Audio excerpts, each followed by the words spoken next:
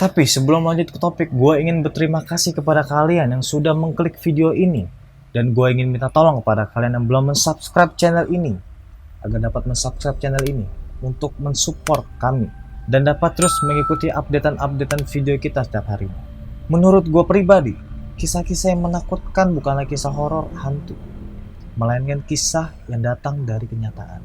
Film thriller dibuat hanya untuk tontonan, yang mungkin dibuat dari fiksi dan bagian dalam pikiran penulisnya, atau bahkan kisah nyata yang diangkat langsung menjadi film horor, terinspirasi dan bahkan mempraktekkan apa yang mereka tonton.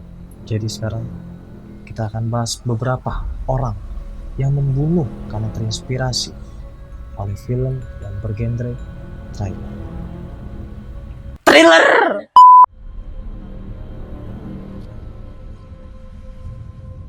Yang pertama, yang mungkin beritanya sudah kalian dengar, dan bahkan seluruh Indonesia terguncang karena berita ini. Ya, ini adalah pembunuhan balita di Sawah Besar, Jakarta Pusat. Yang mengenaskannya, balita itu tewas di tangan tetangganya sendiri, yang merupakan gadis yang berumur 15 tahun dengan inisial NF. NF mengaku membunuh balita tersebut karena terinspirasi dari film yang ditontonnya yang berkaitan dengan pembunuhan, Slenderman dan Chucky. Tindakan keji ini bermula ketika NF mengajak balita tersebut bermain di bak kamar mandinya. Balita diajak ke kamar mandi dan disuruh untuk mengambil mainan di dalamnya. Setelah balita itu masuk ke dalam bak mandi untuk mengambil mainan, NF pun menenggelamkan kepala balita itu berkali-kali, lalu mencekiknya, sampai balita itu merenggang nyawanya. Setelah balita itu meninggal, korban pun bingung untuk membuang jasad sang balita. Namun akhirnya NF menaruh jasad tersebut di lemarinya karena hari sudah mulai gelap. Lalu keesokan harinya pelaku mulai menyerahkan diri ke polisi karena mengakui bingung untuk menyembunyikan tubuh sang balita. Setelah menyerahkan diri kepada polisi, polisi pun mengklaim bahwa NF membunuh balita dengan kesadaran penuh. Tak hanya sadar ketika membunuh sang balita, NF pun tidak menyesal dan merasa puas setelah membunuh sang balita. Setelah NF pun menyerahkan diri, polisi pun langsung melakukan olah TKP dan menemukan curahan hati NF. Coretan berupa gambar dan tulisan-tulisan ditemukan di papan tulis dan buku tulis NF yang bisa kalian lihat sendiri.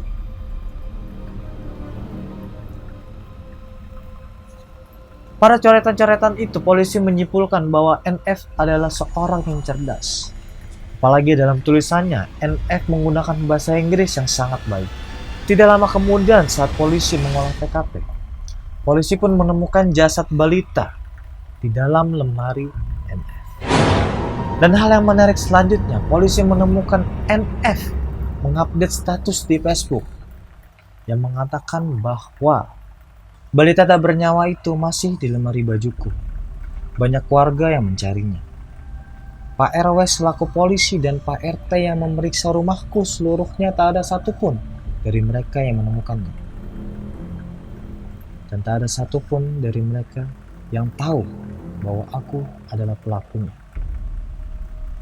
Oke, besok siap berserah diri. Kutip NF pada status Facebooknya.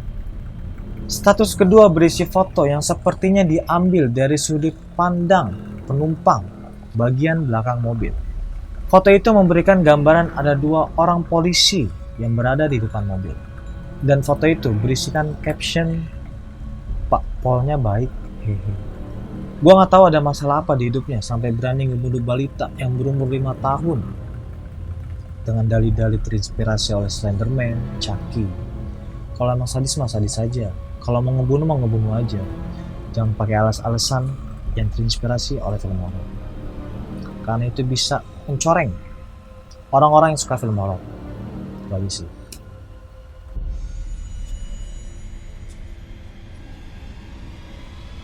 Mark Branch Friday the 13th, Copycat Killer.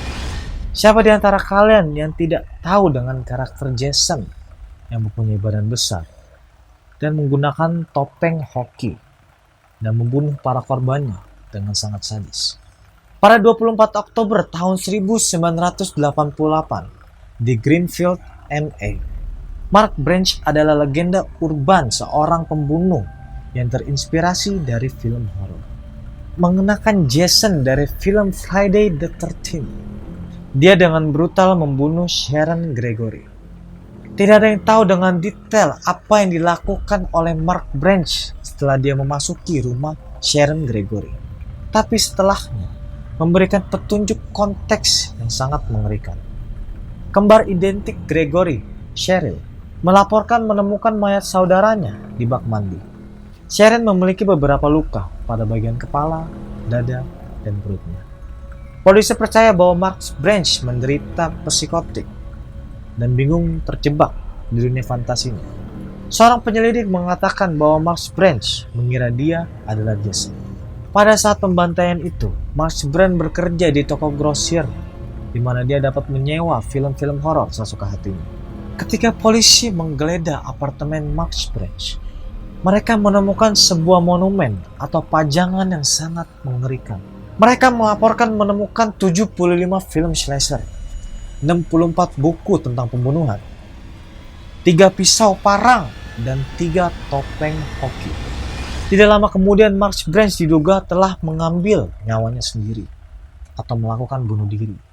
Masyarakat menemukan Mark Branch menggantung dirinya di pohon perdesaan di Buckland, MA pada 28 November 1988.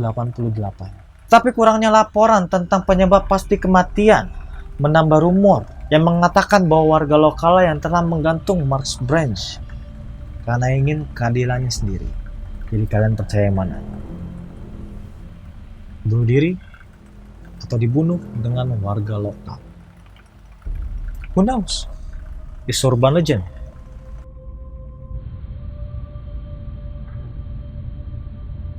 Alan Menzies yang membunuh karena ingin menjadi vampire.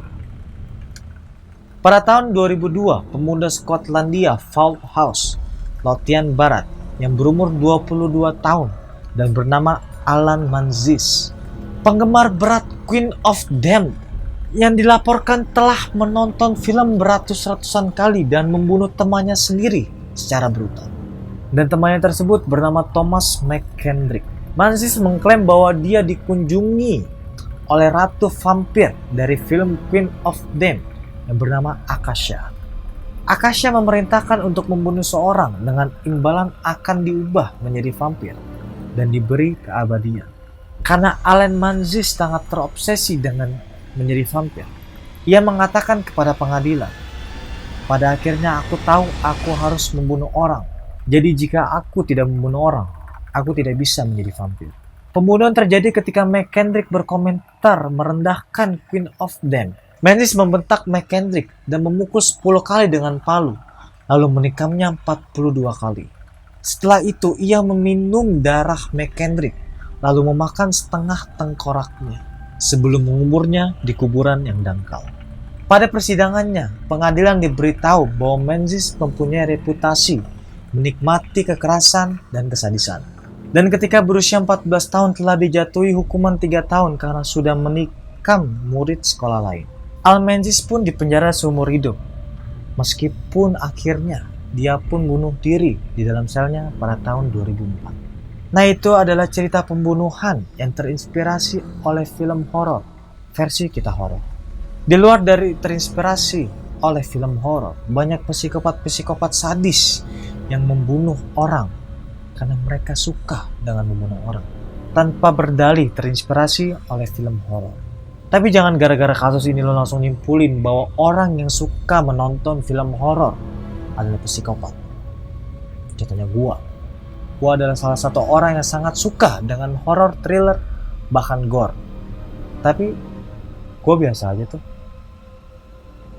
Dan lo bisa beri komen untuk ngasih pendapat tentang pembunuh-pembunuh tadi yang terinspirasi oleh film horor, atau bahkan minta part keduanya kalau pengen. Atau bahkan lo bisa minta untuk saran video berikutnya. Gue nantiin banget sih komen-komen lo pada, biar gue sangat terinspirasi untuk untuk upload video berikutnya.